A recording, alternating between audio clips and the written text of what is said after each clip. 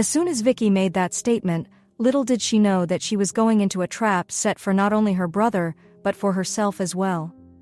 If it had been Lincoln that told her there was a plan, she would have been at peace. Since it was Carlos and Sebastian, then she had cause to worry.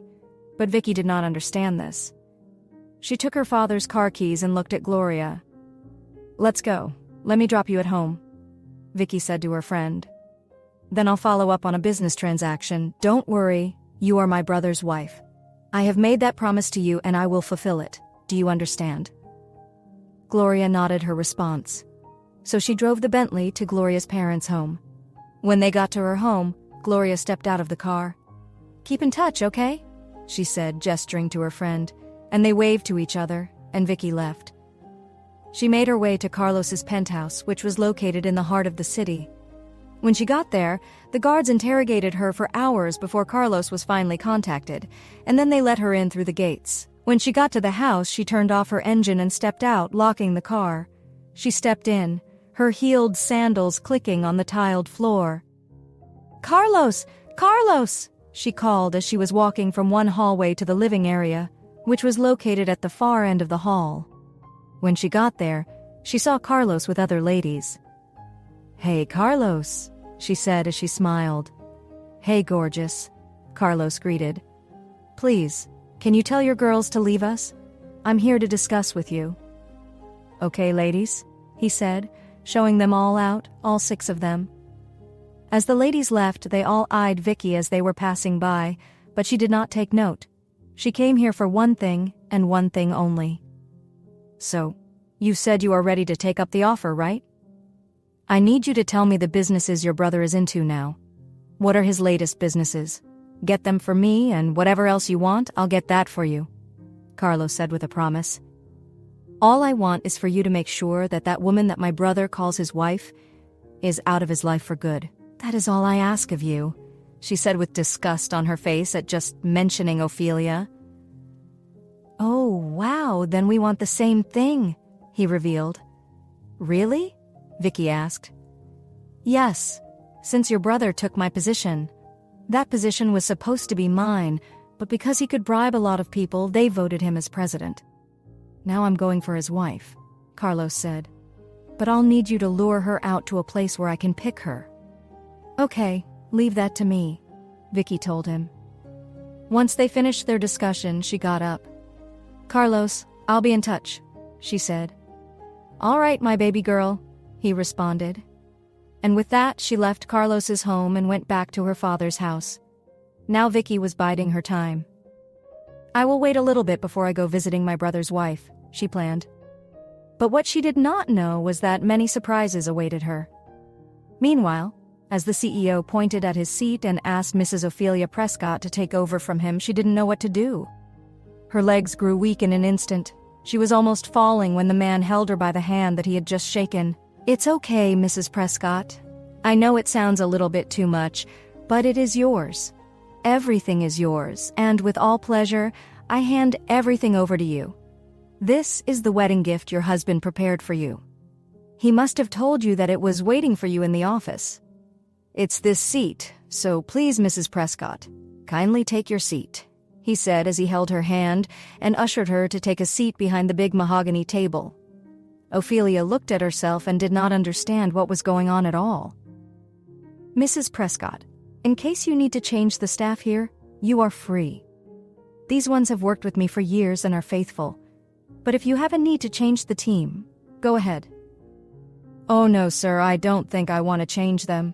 If they are faithful to you, that means they'll be faithful to me as well.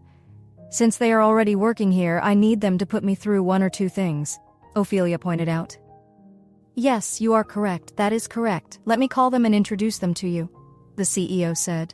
He made his way out and called his senior secretary, their assistant secretary, the receptionist, and the clerk. He brought them all before Ophelia. "This is the receptionist. Her name is Alice.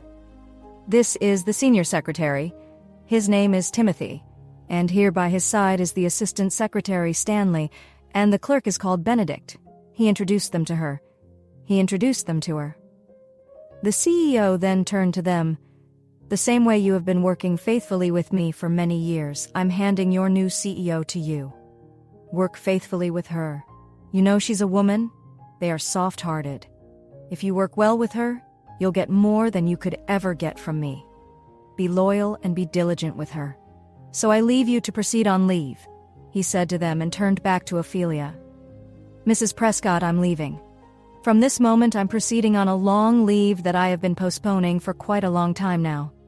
It's a much-needed leave, he announced. Okay, sir. Enjoy your leave and my regards to your family, she said. As the former CEO left the office, she told her new staff, I'll need you to be my eyes and ears in this. From this day henceforth, you are not just secretary, clerk, or receptionist. You are much more. I'll talk to you about that later, but for now, I need to know if any of you have an issue that needs to be settled. If you don't have any issues for now, you can go back to your offices. I'll come by before I close today to know where your offices are. Thank you very much, madam, Timothy said as the leader of the group. We are happy to welcome you. Now we know that we will have the attention and affection of a mother with us, and we are glad. As he was speaking, the others were nodding their heads. When he finished speaking, Ophelia looked at all of them. You may go back to your desks now, she said, dismissing them. Then she went back to sit down. She opened her handbag, brought out her phone, and called her husband, who picked up on the first ring. Hello, Alexander.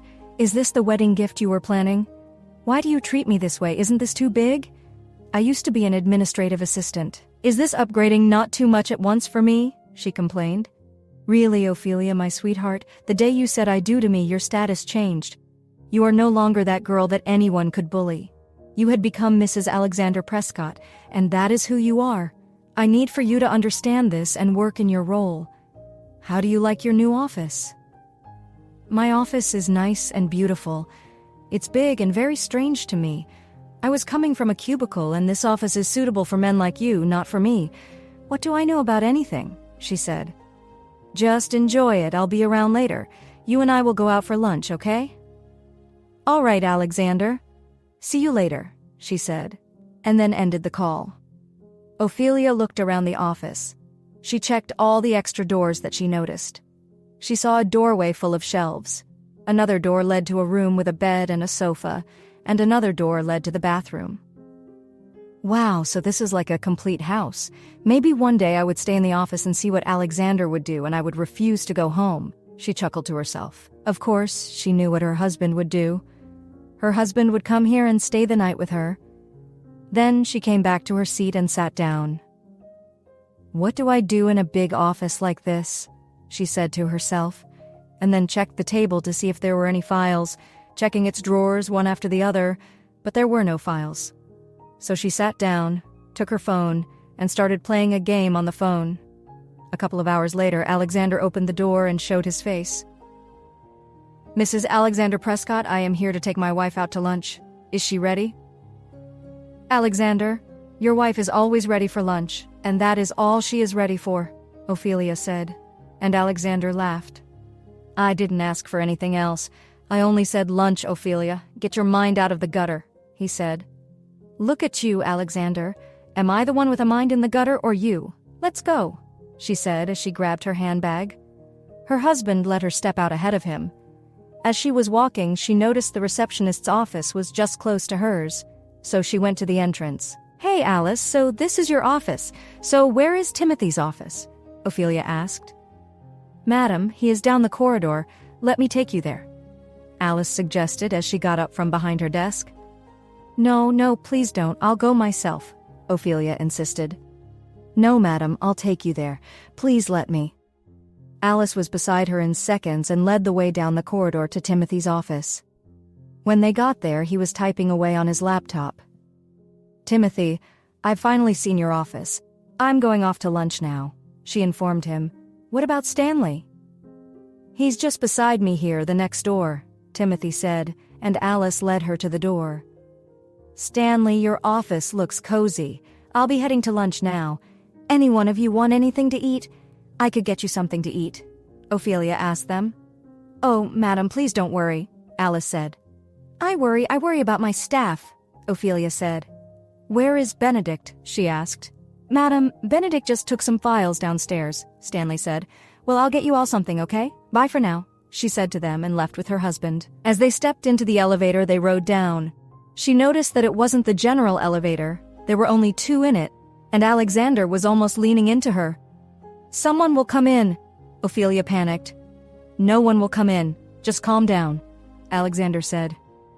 Oh, please don't do it, Ophelia begged.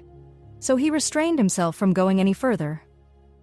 After a while, the elevator dinged and opened, and not long after, they were in the car headed for the restaurant.